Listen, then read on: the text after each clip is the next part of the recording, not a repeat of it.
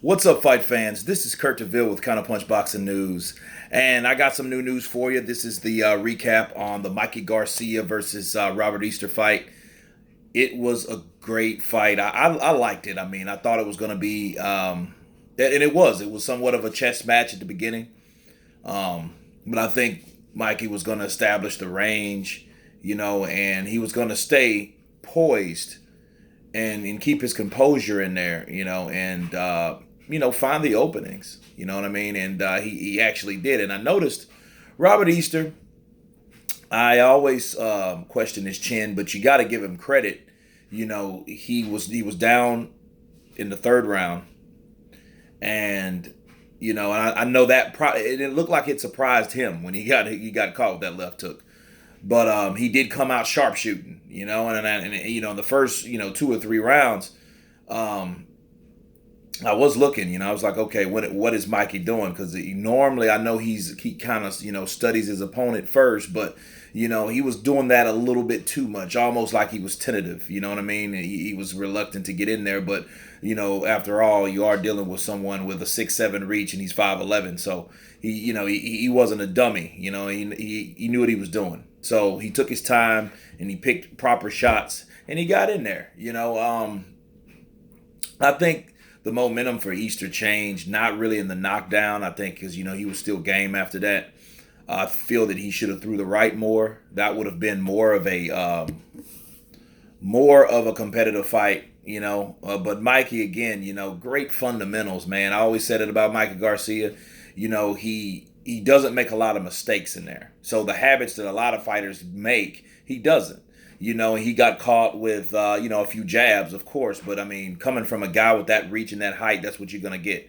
And he had to hold his ground and hold his position. So yeah, he had to eat some jabs to get those punches off, and he started working the body. Surprisingly, I felt that he could have done that more and opened up more openings.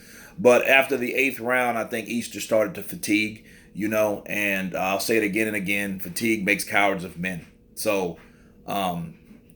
And he started eluding, not necessarily running. I don't believe in running, but you can tell he definitely, something was wrong. He definitely changed his game plan because he wasn't fighting like that the first 5 6 rounds, in round eight, and then Mikey was just pretty much walking him down, not necessarily cutting the ring off, but really just walking him down, so it was it was a competitive fight, though. I mean, it went pretty much how I thought it was going to go. I thought Mikey had too much in his arsenal to handle Robert Easter, and then Easter, of course. Now we all see that was just a confidence booster. Him talking smack. You know what I mean? Like, oh, he'll be easy work. I think he'd been hanging out with his boy Adrian Broner for a long time. Those guys don't give a damn. You see, he was flipping everybody off when they showed the broadcasting on him. You know what I mean? Everybody booed him. That's infamous. Famous is infamous. People still watch to win or lose. So, but it was a good fight. I think that Easter should have took more chances. Because I think his corner should have let him know, like, hey, dude, you're behind. You know what I mean? And they said, like, oh, he caught you with certain punches or in certain rounds, but I don't think they were just really frank and honest with him, like, hey, dude, you're behind, and I think you need to go for the gusto. But nonetheless, Easter, I always thought he was a good fighter, but anything I learned from his last fight with Fortuna, I learned that and Fortuna was coming up to from 130, okay, and Fortuna had some heavy hands, and then I knew that Mikey's shots would hurt him at that weight division, simply because measuring Fortuna versus Garcia, and Fortuna has some heavy hands, but Mikey is no pillow puncher either. You know what I mean? So and you could tell those punches Garcia was landing, and a lot of them that weren't landing. A lot of them were hitting the gloves, and they were affecting him.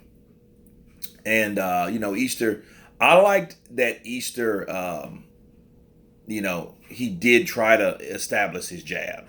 You know what I mean? I did like that, and if he would have kept that same game plan, yes, it would have been a boring fight, but that would have been a more winnable fight for Easter, and but I think the left hook, and then, Mikey really, he started closing the gap too, and getting in. I don't know how much longer he can continue to sharpshoot and stay on the outside like that. So Mikey's a smart fighter though. He's really innovative. He's seen that Easter was holding his guard like this, so he just simply went around. Especially, he was looking for his left hook after he landed after the knockdown in the third, but he was landing that right. And then, that right hook, so he turned that straight into a right and he comes around the guard and he would catch Easter flush. And a lot of things bothered Easter, and especially the body shots. I think he caught him in the 9th or 10th round with a body shot. And that body shot indeed, had an effect on Easter. But he did hold his ground. He did he did make it to the end. He was game, and what can you say? But Mikey Garcia, now is unified with the WBC and the IBF now.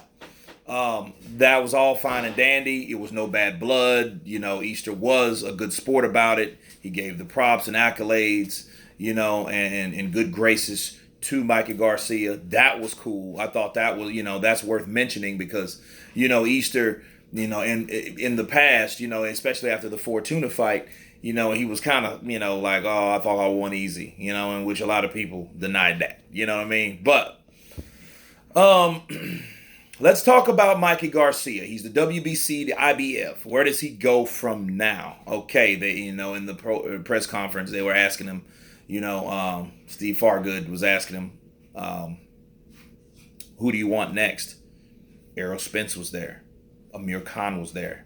Adrian Broner, Javante Tank Davis was there. A lot of these guys were there, and Mikey Garcia is a rare boxer.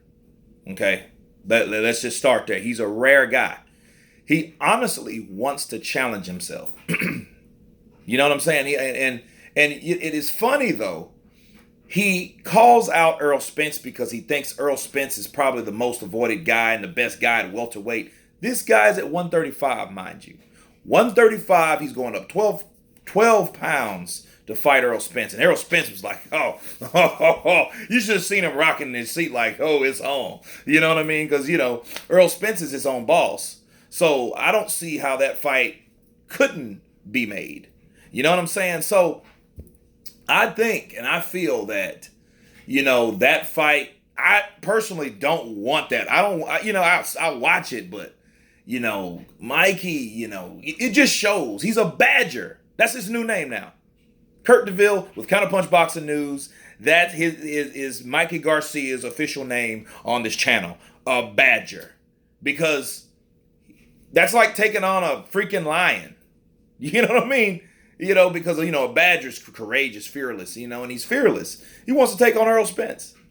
So, hey, if he asks for it, I guess he has to get it. That's a whole nother question. But, but you just got to take your hat off to him. You know what I mean? You just don't want him to be a sacrificial lamb like a Kell Brook or Amir Khan when they went up in weight. You know what I'm saying? Or, you know what I mean? So I just don't want to see that. Errol Spence shuts down Mikey Garcia in like 2 rounds. But here's another thing, because Mikey Garcia, the same guy that wanted to fight Cotto, and he missed his opportunity to fight Cotto because Saddam Ali, got that opportunity and upset Cotto. So I mean, Mikey's looking for those fights that seem impossible. So hey, if he has faith and he likes it, I love it. You know what I'm saying? So let's leave it at that. Let's see what happens. Again, it was a great fight. You guys tell me what you think about this particular fight. Please subscribe. And you guys been counterpunched. Peace.